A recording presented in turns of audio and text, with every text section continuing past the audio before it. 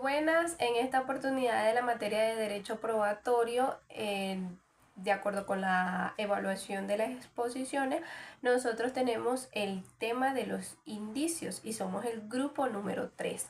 Este grupo está conformado por Sailín González, Yenire Morillo, Oscar Manzanilla, Ronnie Bastida, Franger Bravo y mi persona, Gabriela Terán. Y en esta oportunidad nosotros explicaremos un poco de lo que son los indicios. Nosotros a lo largo de la materia hemos estudiado diferentes instituciones, o podríamos decir cosas y características nuevas que antes no conocía, y ahorita sabemos bien o en concreto que podemos utilizar o que podemos hacer en cuanto a situaciones, por ejemplo, lo que era la carga de la prueba o lo que eran las pruebas testimoniales. Antes no teníamos conocimiento porque esta era una materia totalmente nueva para nosotros, y ahora pues ya tenemos este conocimiento porque lo hemos ejercido a través de lo largo de la materia. Además de esto, nosotros desarrollando lo que es los indicios, que también fue algo nuevo. Sin embargo, habíamos escuchado un poco de lo que eran los indicios en el derecho penal, como fue en derecho penal 1 y derecho penal 2, pero a fondo no lo habíamos estudiado, y lo trataremos de hacer un poquito práctico para que no sea todo estrictamente como muy confuso y la información no pueda llegar bien. Y podemos empezar de manera muy sencilla, que los indicios podríamos transformar un concepto de que es el rastro, huella o circunstancia debidamente probada en una causa. Y esto se hace a través de la lógica. Esto se hace a través de la lógica y la exactitud, para que el resultado es para conocer un hecho que antes no estaba descubierto. La materia principal de los indicios es conocer este hecho en concreto. Le ponemos un ejemplo de la vida diaria. Es, por ejemplo, cuando hay un arma de fuego, un arma blanca, donde se encuentra una huella dactilar de una persona. Aquí se crea el indicio o el hecho de que en la escena existe una persona o hubo una persona. Además de esto, existen diferencias que pueden llegarse a confundir con lo que es la presunción. Por ejemplo, la presunción, para que quede de manera muy clara que no es lo mismo, la presunción es un razonamiento intelectual, que esto lo puede hacer la ley o juez, que básicamente también representa lo que es la ley. Y las diferencias entre estas es que el indicio es un hecho en concreto en la causa, y la presunción algunos autores lo definen como que también puede ser un hecho espiritual o mental. Y la presunción básicamente no es algo que está comprobado, simplemente me llevo por algo que yo quiero deducir. Además de esto, todo esto está legalizado, o podemos buscar su fundamento a través del artículo 386, que da lo que son las facultades del juez para poder valorar la presunción y los indicios. Y lo que es en materia penal, que también es muy importante evidenciar entre las dos, está en lo que es el Código Orgánico Procesal Penal, en su artículo 22. Los indicios en el civil y en lo penal, paralelo y sus diferencias. Para entender cómo funcionan los indicios en nuestro derecho, lo primero que debemos notar es que no se aplican igual en materia civil que en materia penal. Las reglas del juego cambian por completo según lo que se esté juzgando. En el área civil, donde se caracteriza bajo el Código Civil venezolano, lo que se debate generalmente son intereses económicos, contratos o temas familiares. Aquí el juez trabaja con lo que se llama el balance de probabilidades, y significa que los indicios son una herramienta que va más allá para demostrar cosas que la gente suele ocultar, como un fraude, un contrato simulado para no pagar una deuda, por ejemplo, o en los juicios de filiación. Son los indicios acumulados en el expediente que hacen que una versión sea mucho más lógica y probable que la otra. El juez en materia civil puede tomar una decisión perfectamente válida basándose en ellos, ¿verdad? Ahora, partiendo de ese indicio o partiendo de esa premisa, cuando nos pasamos al terreno o al área del penal, la historia es otra completamente distinta y el nivel de exigencia aumenta y o se dispara. Bajo el Código Orgánico Procesal Penal, el COP, que es el que caracteriza esta área, ¿verdad? Nos topamos con una garantía constitucional sagrada, que es la presunción de inocencia, que como bien sabemos, la libertad de una persona no se puede sentenciar por una corazonada, por un chisme, por un indicio o por intuición, para nada, sino que de hecho la jurisprudencia de nuestro Tribunal Supremo de Justicia es sumamente estricta en esto, ya que pues para que un juez pueda condenar a alguien usando indicios, la fiscalía tiene que armar un rompecabezas casi que perfecto. Se necesita una pluralidad de indicios, es decir, tienen que ser varios entre bueno, tienen que ser varios y tienen que ser graves. Deben conectarse perfectamente entre sí, deben tener relación amplia y lo más importante es que debe apuntar hacia una sola dirección lógica, descartando cualquier otra explicación que pueda favorecer al acusado. Ahora pasamos a lo que es la apreciación judicial, que cómo valora el juez los indicios. Entrar en la mente del juez cuando analizas estos elementos nos lleva directo al sistema de la sana crítica, que es el método que se utiliza o que se rige en nuestro sistema judicial. Esto significa que el juez no tiene total libertad para decidir según lo que dicte su corazón o su intuición, pero tampoco está amarrado a una ley que le diga exactamente cuánto vale cada prueba. El juez, ¿verdad? Como tal, tiene que sentarse a razonar usando tres pilares fundamentales, como es la regla de la lógica, los conocimientos científicos y la máxima experiencia, que no son más que ese sentido común acumulado sobre cómo funciona el mundo y el comportamiento humano, sobre todo en la parte jurídica.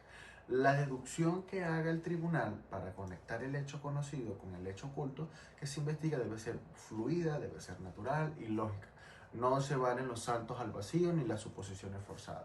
Para que esta valoración sea legal y la sentencia no termine anulada por falta de motivación, el juez tiene que explicar su camino mental paso a paso en el fallo. Lo primero que debe asegurar es que el indicio base está totalmente demostrado en el expediente por pruebas directas, como un testigo, como una experticia técnica, ¿verdad? O una inspección judicial. Son ejemplos que tienen relación con el caso. En derecho, ¿verdad? Aquí no existe lo que es el indicio del indicio. No se puede construir una sospecha sobre otra sospecha. Una vez que el juez tiene los hechos reales y comprobados sobre la mesa, debe analizarlos en conjunto, ¿verdad? Explicar claro cómo se conectan entre sí, cuál es su relación y cuál es el enlace lógico que lo lleva a su conclusión. Al dejar este razonamiento por escrito, se garantiza el derecho a la defensa, permitiendo que cualquiera de las partes, si no está de acuerdo, puede revisar y apelar esta decisión ante las instancias superiores. Gracias. En el ámbito del derecho existe un mecanismo de razonamiento legal y lógico mediante el cual se da por verdadero un hecho desconocido partiendo de un hecho que ya está plenamente conocido o probado.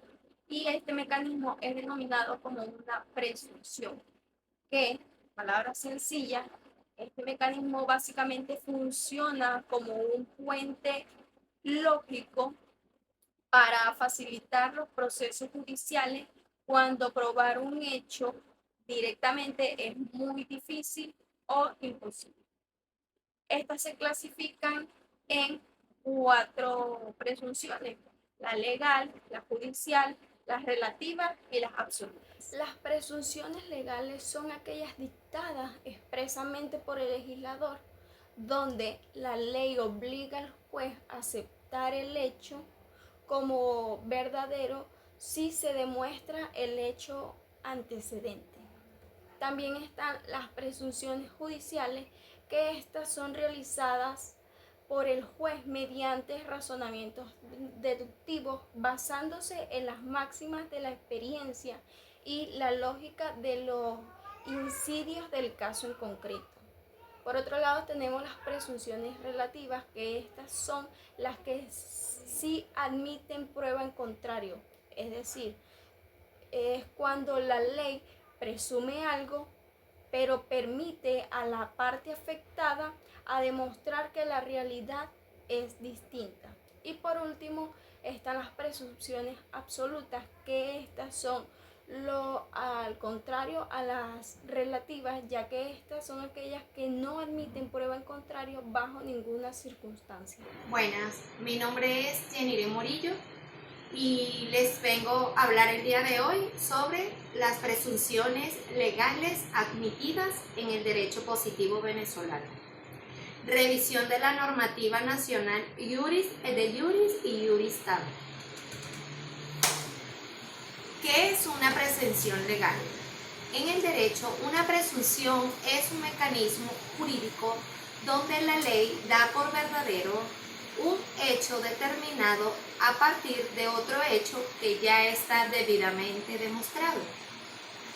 En palabras más claras y sencillas, la ley asume que algo ocurrió o que algo es real sin necesidad de que se presente una prueba directa de ellos. El Código Civil venezolano regula las presunciones en su artículo 1394, definiéndola como los indicios que la ley o el juez deduce de un hecho conocido para llegar a uno desconocido. Clasificación de las presunciones legales. En el derecho positivo venezolano se admiten dos tipos de presunciones legales. Estas están establecidas en el artículo 1395 del Código Civil. A. Presunciones iuris tantum. Estas admiten pruebas al contrario y su definición son aquellas en las que la ley da por sentado un hecho, pero permiten que la otra parte demuestre lo contrario. Invierten la carga de las pruebas quien tiene la presunción a su favor. No debe probar nada. Es la contraparte quien debe buscar pruebas para desmentirlas. Ejemplos de la normativa venezolana. Tenemos la paternidad dentro del matrimonio y tenemos la buena fe. B. Presunciones iuris et de iuris. Ellas son las absolutas que no admiten prueba al contrario. Su definición son aquellas en las que la ley establece una verdad jurídica de forma definitiva y no se permite bajo ninguna circunstancia presentar pruebas para destruirlas. Una vez que se cumple el supuesto establecido por la norma, la consecuencia jurídica es automática e incuestionable. Ejemplo, el conocimiento de la ley basado en el artículo 2 del Código Civil y la cosa juzgada. Para cerrar mi exposición, podemos resumir que las presunciones son herramientas de simplificación procesal en el derecho venezolano, mientras que las presunciones iuris tantum protegen una situación común, pero dejan las puertas abiertas a la verdad real. Si se logra probar lo contrario, las presunciones iuris de iuris garantizan la seguridad jurídica y el orden público estableciendo verdades legales que no pueden ser discutidas en un tribunal. Muchísimas gracias. Las presunciones hominis, también conocidas como presunciones del juez o del hombre, para entenderlas de forma sencilla debemos partir de una realidad. En muchos juicios, los hechos que se necesitan demostrar no dejan una huella directa. No hay un testigo que lo vio todo ni un documento que lo confiese explícitamente. Es aquí donde entra la agudeza del juzgador. Las presunciones hominis son en esencia un ejercicio de lógica y de sentido común que realiza el juez para llegar a una conclusión sobre un hecho desconocido, partiendo de un hecho que sí está plenamente demostrado en el expediente. Este mecanismo no es un invento arbitrario, sino que se basa en las llamadas máximas de la experiencia, que son el conocimiento acumulado sobre cómo funciona el mundo y cómo nos comportamos los seres humanos habitualmente. Por ejemplo, si se demuestra que una persona compró un cuadro por una fracción mínima de su valor real a un vendedor ambulante a medianoche, el juez, aplicando la lógica y la experiencia, puede presumir que el comprador sabía que el objeto era robado, aunque no haya una confesión directa de ello. Pasando a su naturaleza jurídica, nos encontramos ante un tema muy debatido por los estudiosos del derecho. La gran pregunta es si estas presunciones son realmente un medio de prueba en sí mismas. La respuesta más aceptada en la doctrina moderna es que no lo son. Su verdadera naturaleza es la de un razonamiento inductivo o un argumento lógico. El medio de prueba es el hecho base, es decir, el indicio que sí se logró demostrar. La presunción hominis es el puente mental que el juez construye para ir desde el indicio hasta la verdad del hecho oculto. Por esta misma razón, al no estar impuestas por la ley, estas presunciones siempre admiten prueba en contrario. Son relativas o de naturaleza juris tantum, lo que significa que la parte afectada siempre tiene la oportunidad de demostrar que en ese caso específico la lógica normal no se aplicó y las cosas ocurrieron de otra manera. En conclusión, la naturaleza de la presunción hominis nos demuestra que el derecho no es un sistema rígido de fórmulas matemáticas, sino una ciencia humana. Estas presunciones le devuelven al juez su rol de pensador crítico, permitiéndole aplicar la sana crítica y la experiencia viva para hacer justicia cuando las pruebas directas guardan silencio. Bueno, continuamos con el cierre de apreciación y es aquí donde surge un interrogante y es cómo el juez valora las presunciones. Ciertamente, la valoración de las presunciones judiciales o de los indicios no queda al libre árbitro absoluto del juez, sino que éstas van a estar guiadas según la sana crítica, según lo establecido en el artículo 507 del Código de Procedimiento Civil, lo cual va a estar relacionado con la lógica y los conocimientos científicos. Para el cierre de esta apreciación, pues surgen diversos criterios que nosotros debemos tomar en cuenta, como por ejemplo, el indicio debe ser simplemente preciso y absoluto para que éste pueda generar un nexo causal inmediato entre el hecho conocido y el hecho que se pretende probar. Además, el artículo 1399 del Código Civil venezolano establece que las presunciones que no hayan sido establecidas por la ley, es decir, las presunciones judiciales, no pueden ser valoradas por el juez. Y en este caso, pues el juez simplemente va a admitir aquellas presunciones que son consideradas graves, precisas y contundentes. Seguidamente tenemos los efectos jurídicos de las presunciones y el principal efecto jurídico de la presunción es el desplazamiento de la carga de la prueba y esto pues va a variar según su naturaleza jurídica. Como por ejemplo tenemos que las presunciones que admiten prueba en contrario, esto pues alivia lo que es la carga probatoria y favorecen a la parte que va a demostrar que el hecho conocido pues va a ser presumido como cierto automáticamente.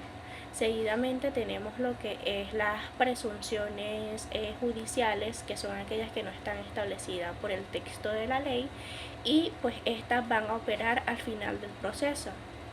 Y también tenemos las presunciones legales, que son aquellas que excluyen la necesidad del debate probatorio sobre el hecho presumido.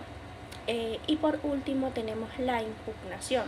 ¿Cómo nosotros podemos desvirtuar lo que es el indicio o las presunciones? Y para esto existen 3 niveles para poder impugnar las presunciones o los indicios, los cuales son los siguientes. En principio tenemos contra el hecho inicial, es decir, si el hecho o el indicio inicial es considerado como falso, pues en este caso la presunción también lo será, es decir, va a caer. Y la contraparte, pues en este caso puede impugnar sobre el hecho inicial, demostrando o alegando que esa presunción no se presumió o no se probó en autos y que ésta es inexistente o falsa. Seguidamente tenemos contra el enlace lógico, que es aquí donde se ataca es el razonamiento tanto del juez como de la contraparte.